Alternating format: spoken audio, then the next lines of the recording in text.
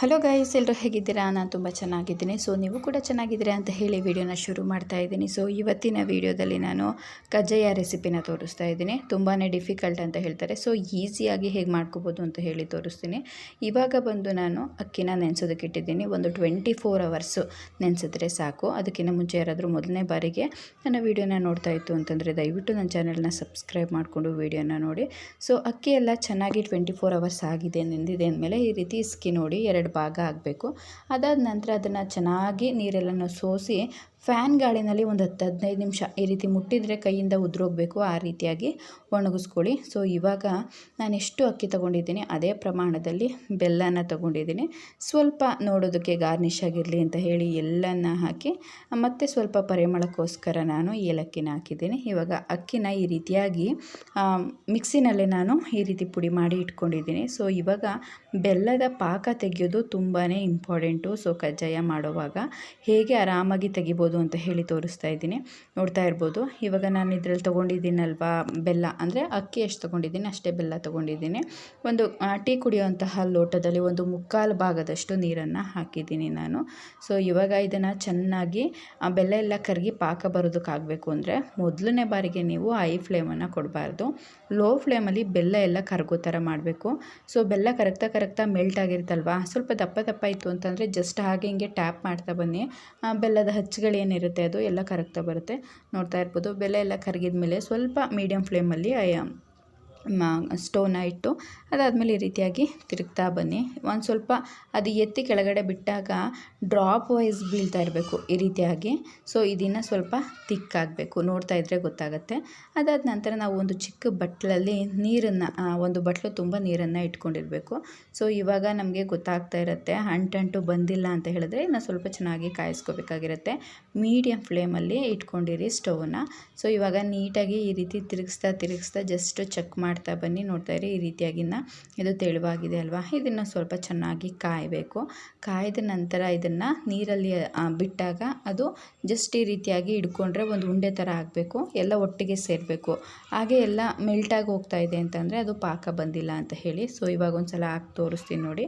ಈ ರೀತಿಯಾಗಿ ಎಲ್ಲ ಮೆಲ್ಟ್ ಆಗ್ತಾ ಇದೆ ಅಂತಂದರೆ ಇದನ್ನು ಪಾಕ ಬಂದಿಲ್ಲ ಅಂತ ಹೇಳಿ. ನೋಡ್ತಾ ಇರ್ಬೋದು, ಇದನ್ನು ಪಾಕ ಬಂದಿಲ್ಲ, ಅದು ಕೈಗೆ ಸಿಗಲ್ಲ. ಜಸ್ಟ್ ಈ ರೀತಿ ಮಾಡಿದ್ರೆ ಎಲ್ಲ ಕರ್ಗೋಗ್ಬಿಡುತ್ತೆ. ಸೊ ಇವಾಗ ಇದನ್ನು ಇನ್ನೂ ಸ್ವಲ್ಪ ಚೆನ್ನಾಗಿ ಕಾಯಿಸ್ಕೊಂಬಿಡೋಣ. ಚೆನ್ನಾಗಿ ಲೋ ಫ್ಲೇಮಲ್ಲೇ ಇದು ಮಾಡಿ. ಹೈ ಫ್ಲೇಮ್ ಇಡ್ತು ಅಂತಂದರೆ ಸೀದೋಗ್ಬಿಡುತ್ತೆ, ಸ್ವಲ್ಪ ಸ್ಮೆಲ್ ಚೆನ್ನಾಗಿ ಬರೋದಿಲ್ಲ ಹಾಗಾಗಿ. ಸೊ ಇವಾಗ ನೋಡ್ತಾ ಇರ್ಬೋದು, ಇವಾಗ ಚೆನ್ನಾಗಿ ಕುದಿಯುತ್ತಾ ಇದೆ ಅಲ್ವಾ, ಚೆಕ್ ಮಾಡ್ತಾಯಿರಿ ಅವಾಗ. ಫ್ಲೇಮ್ನ ನೀವು ಚೆಕ್ ಮಾಡುವಾಗ ಲೋ ಮಾಡಿಬಿಡಿ, ಇಲ್ಲ ಅಂತಂದರೆ ಸೀದೋಗ್ಬಿಡುತ್ತೆ. ಈ ರೀತಿಯಾಗಿ ನಾವು ಇಟ್ಕೊಳಕ್ಕೆ ಸಿಗಬೇಕು. ನೋಡ್ತಾ ಇದ್ದೀರಲ್ವಾ, ಇದು ಜಸ್ಟ್ ಇನ್ನೊಂದೇ ಒಂದು ಸ್ವಲ್ಪ ಬರಬೇಕು. ಸೊ ಈ ರೀತಿಯಾಗಿ ಚೆಕ್ ಮಾಡ್ತಾ ನಾವು ಮಾಡ್ಕೋಬೇಕಾಗಿರುತ್ತೆ. ಇದಿಷ್ಟ ಆಯಿತು ಅಂತ ಅಂದರೆ ನಮಗೆ ಪಾಕ ಎಲ್ಲ ರೆಡಿ ಆಯಿತು ಅಂತ ಹೇಳಿಬಿಟ್ಟು. ಸೊ ನಮಗೆ ಸ್ವಲ್ಪ ಡ್ರಾಪ್ಸ್ ಬೀಳ್ತಾ ಇದೆ ಅಂತಂದರೆ ಅದು ಬರೋದಿಲ್ಲ. ನೋಡಿ ಇವಾಗ ಇದನ್ನು ಉಂಡೆ ಮಾಡಿದ್ರೆ ಈ ರೀತಿಯಾಗಿ ಎಲ್ಲದು ಸೇರಿಸಿದ್ರೆ ಒಟ್ಟಿಗೆ ಬರುತ್ತೆ. ಈ ರೀತಿಯಾಗಿ ಉಂಡೆ ಬರ್ತಾ ಇದೆ ಅಂತಂದರೆ ಇದು ಒಂದು ರೈಟ್ ಕನ್ಸಿಸ್ಟೆನ್ಸಿ. ಸೊ ಇವಾಗ ನಾವು ಅಕ್ಕಿ ಹಿಟ್ಟನ್ನು ಹಾಕೋತಾ ಬರಬೇಕು. ಸ್ವಲ್ಪ ತೆಳುವಾಯಿತು ಅಂತಂದರೆ ನೀವು ಮೈದಾನ ಹಾಕೋಬಹುದು, ವರಿ ಮಾಡ್ಕೊಳ್ಳೋಂಥ ಅವಶ್ಯಕತೆ ಏನೂ ಇಲ್ಲ. ಬಟ್ ಪಾಕ ಮಾತ್ರ ಈ ರೀತಿ ಗಟ್ಟಿ ಪಾಕನೇ ಬರಬೇಕು, ಅಂಟು ಪಾಕ ಅಂತ ಕೇಳ್ತಾರೆ. ಸೊ ಇವಾಗ ನಾವು ತೊಗೊಂಡಿರೋ ಅಕ್ಕಿ ಹಿಟ್ಟೇನಿರುತ್ತೆ ಅದು ಎಲ್ಲದನ್ನು ಕೂಡ ಹಾಕಿ, ಯಾಕಂದರೆ ಸಮ ಪ್ರಮಾಣದಲ್ಲಿ ತೊಗೊಂಡಿರ್ತೀವಲ್ವ.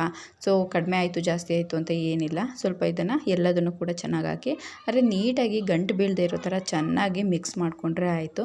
ಸೊ ಇವಾಗ ನಾನು ಸ್ವಲ್ಪನೇ ಹಾಕ್ಕೊಂಡು ಚೆನ್ನಾಗಿ ಮಿಕ್ಸ್ ಮಾಡ್ಕೊತಾ ಇದ್ದೀನಿ, ಯಾಕಂತಂದರೆ ಗಂಟು ಬೀಳುತ್ತೆ ಅಂತ ಹೇಳಿ ಸ್ವಲ್ಪ ಹಾಕಿ ಚೆನ್ನಾಗಿ ಮಿಕ್ಸ್ ಮಾಡ್ಕೊತಾ ಇದ್ದೀನಿ.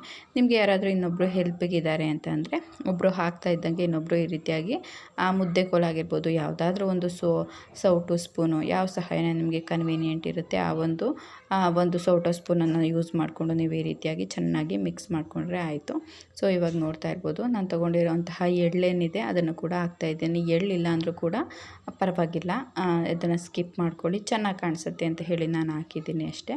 ಸೊ ಇವಾಗ ತೊಗೊಂಡಿರೋಂಥ ಅಷ್ಟು ಹಿಟ್ಟನ್ನು ಕೂಡ ನಾವು ಹಾಕ್ಕೊಂಡು ಚೆನ್ನಾಗಿ ಮಿಕ್ಸ್ ಮಾಡ್ಕೊಂಬಿಡೋಣ. ನೆನಪಾಗಲಿ, ಏನಾದ್ರೂ ಸ್ವಲ್ಪ ಗಟ್ಟಿ ಆಯಿತು ಅಂತ ಅಂದರೆ ನೀವು ಮೈದಾನ ಹಾಕ್ಕೊಳ್ಳಿ. ರವೆ ಹಾಕ್ಕೊಂಡ್ರೆ ಸ್ವಲ್ಪ ಒರಟಾಗತ್ತೆ, ತಿನ್ನೋದಕ್ಕೆ ಸ್ವಲ್ಪ ಕ್ರಿಸ್ಪಿನೆಸ್ ಬರುತ್ತೆ. ಬರುತ್ತೆ. ಕಜ್ಜಾಯ ಅಂದರೆ ಸ್ವಲ್ಪ ಸಾಫ್ಟಾಗಿರಬೇಕಲ್ವ.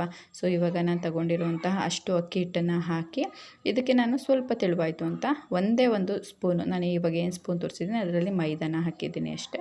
ಇದಿಷ್ಟನ್ನು ಹಾಕಿದ್ರೆ ನಮಗೆ ಪರ್ಫೆಕ್ಟ್ ಆಗಿರುವಂತಹ ಕಜ್ಜಾಯದ ಪಾಕ ರೆಡಿ ಆಗುತ್ತೆ. ಸ್ವಲ್ಪ ಹೊತ್ತು ಆರೋದಕ್ಕೆ ಬಿಟ್ಬಿಡೋಣ.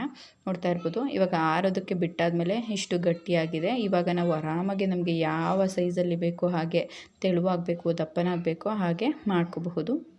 ಸೊ ಇವಾಗ ನಾವು ಇದೇ ರೀತಿಯಾಗಿ ಒಂದೊಂದು ಉಂಡೆ ಎಲ್ಲ ಮಾಡಿ ಇಟ್ಕೊಂಡು ಆಮೇಲೆ ನಾವು ಒತ್ಕೋತಾ ಬರ್ತೀವಿ. ಸೊ ಕಜ್ಜಾಯನ ಬೇಯಿಸ್ಬೇಕಿದ್ರೆ ಒಬ್ಬರು ಮುಂದೆನೇ ನಿಂತಿರಬೇಕು, ತುಂಬ ಹೊತ್ತು ತೊಗೊಳ್ಳೋದಿಲ್ಲ. ಜಸ್ಟ್ 1 ಮಿನಿಟಲ್ಲಿ ಇದು ಆಗೋಗ್ಬಿಡುತ್ತೆ. ಈ ರೀತಿಯಾಗಿ ಜಸ್ಟ್ ಬಬಲ್ಸ್ ಎಲ್ಲ ಹೋಗಿ ಮೇಲೆ ಬಂದ ತಕ್ಷಣವೇ ನಾವು ಮಡಚಿಬಿಡಬೇಕು. ಮಗ್ಚಾಕಿ ಬೇಯಿಸ್ಕೊಂಡ್ರೆ ತುಂಬಾ ಚೆನ್ನಾಗಿ ಬರುತ್ತೆ. ಸೊ ನೋಡ್ತಾ ಇರ್ಬೋದು ಎಷ್ಟು ಪಫಿಯಾಗಿ ಬಂದಿದೆ ಅಂತ ಹೇಳಿ. ಇದನ್ನು ಚೆನ್ನಾಗಿ ಬೇಯಿಸ್ಕೊಂಡು ಎತ್ಕೊಂಡ್ರೆ ನಮಗೆ ಕಜ್ಜಾಯ ರೆಡಿ ಆಯಿತು. ಯಾರಾದ್ರೂ ಕಜ್ಜಾಯ ಮಾಡೋಕ್ಕೆ ಬರಲ್ಲ ಅಂತ ಅನ್ನೋರು ಈ ಒಂದು ವಿಡಿಯೋನ ನೋಡಿದ್ರೆ ಪರ್ಫೆಕ್ಟಾಗಿ ಕಜ್ಜಾಯನ ಮಾಡಬಹುದು. ಖಂಡಿತವಾಗ್ಲೂ ನಿಮಗೆ ಯೂಸ್ಫುಲ್ ಆಗುತ್ತೆ. ಮೊದಲನೇ ಸಲ ಮಾಡಿದ್ರು ಕೂಡ ಪರ್ಫೆಕ್ಟಾಗಿ ಮಾಡ್ಬೋದು. ಸೊ ಈ ಒಂದು ವಿಡಿಯೋ ನಿಮಗೆ ಇಷ್ಟ ಆಯಿತು ಅಂತಂದರೆ ದಯವಿಟ್ಟು ನನ್ನ ಚಾನಲ್ನ ತಪ್ಪದೇ ಸಬ್ಸ್ಕ್ರೈಬ್ ಮಾಡ್ಕೊಳ್ಳಿ. ಹಾಗೆ ನಿಮ್ಮ ಫ್ರೆಂಡ್ಸ್ ಮತ್ತು ಫ್ಯಾಮಿಲೀಸ್ಗೂ ಕೂಡ ಶೇರ್ ಮಾಡಿ. Thank you.